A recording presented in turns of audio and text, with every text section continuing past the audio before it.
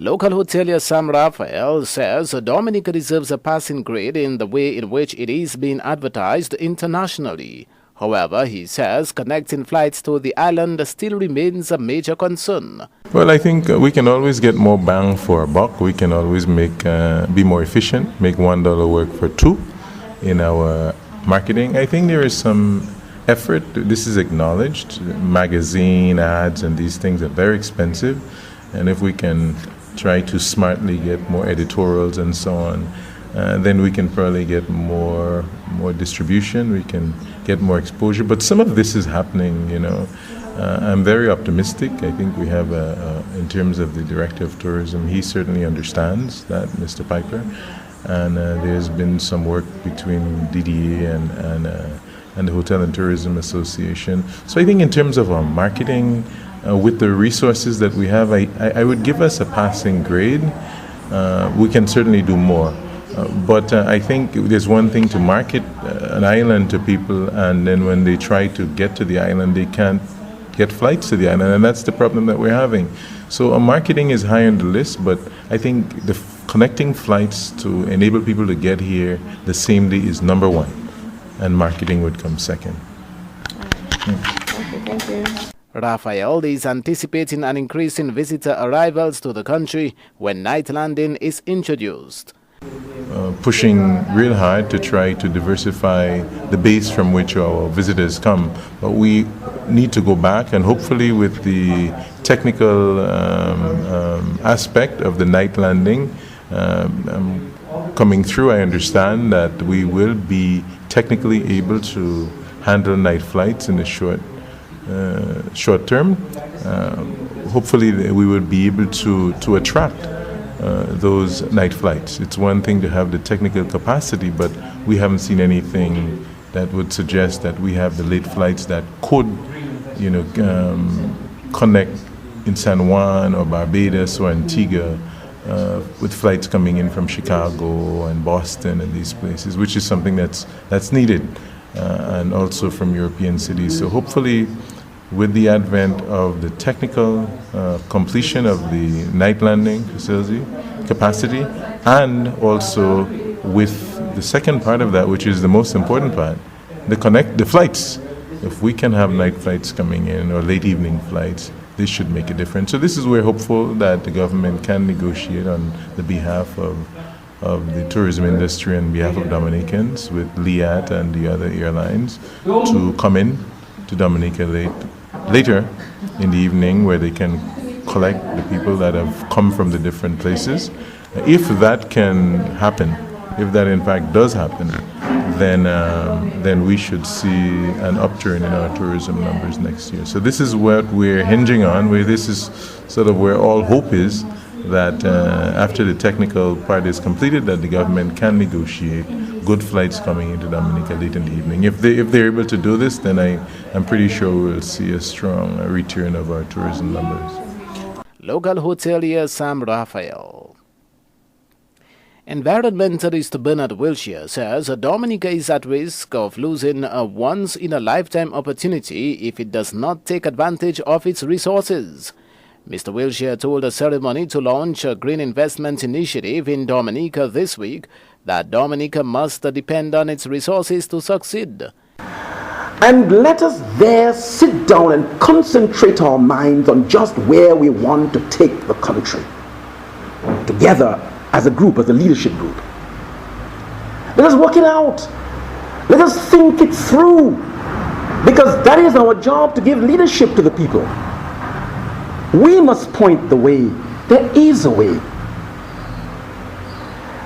And so I wrote the 10 Theses, because it seemed to me that the thesis of the 10 Theses is that, one, we must depend on what we have. If you don't depend on what you have, you will have to depend on what others have. Much more difficult proposition. Two, what we have is the abundance and effulgence of nature all around us. Three, the world now demands what to them before had no or little economic value. 4. Our duty then is to protect, to preserve what we've got in order to use it in the most sensible, intelligent, and creative way to produce the wherewithal, the means by which our people will be able to live satisfactorily. That is the point of this economic conference, and that is what we want. That is now taking that idea and giving it practical handle, practical reality. We are at risk of losing, if we have not yet lost it completely, a unique, once in a lifetime opportunity for this island. Environmentalist Bernard Wilshire. The first ever Green Investment Conference in Dominica will be held at the Jungle Bay Resort and Spa in Delhi's October 4 to 6. Elected member for Salisbury and former employee of the Dominica Banana Producers Limited, Hector Sparks John, says governments should find ways to encourage farmers to remain in the industry. Mr. John is calling for subsidy for farmers in Dominica. As I said earlier on, there are markets we need to find. But the encouragement need to come from the powers that be. Policies, agricultural policies that farmers can get involved in. We have a lot of greenhouse technicians here and greenhouse farmers, especially in the Salisbury area. Encourage them to continue working their greenhouses, but you have to give them the market. You can also provide that. What is very, very important as well is support. Subsidy. You have to subsidize in every part of the world. Farmers are being subsidized. And when you subsidize farmers, you ensure that you have food to feed your people locally and to export. Right now, we have to import things that we are growing here. That doesn't make sense. We're going, instead for us to go forward, we are going by reverse. And that is creating a serious problem with the farmers. You're not encouraging them to go out there and plant, because what they're planting, they're competing. You're allowing them to compete with things that are being grown externally. And that shouldn't happen. We should ensure that we plant a lot here and that we have in excess to export quality around the region and further afield. John says Dominica is not taking advantage of the regional market. He says farmers do not have the working capital to grow what is needed for exports. We are short. We're not taking advantage because, as I said earlier on, there are markets available in the region. I am sure that the DPPL is exporting produce around the Caribbean, and they are not meeting their quota in some of the islands that they would like to continue servicing on a consistent, on a weekly basis. And they're not getting the support that they get from the farmers, because the farmers do not have the working capital to expand and to grow what is needed for export.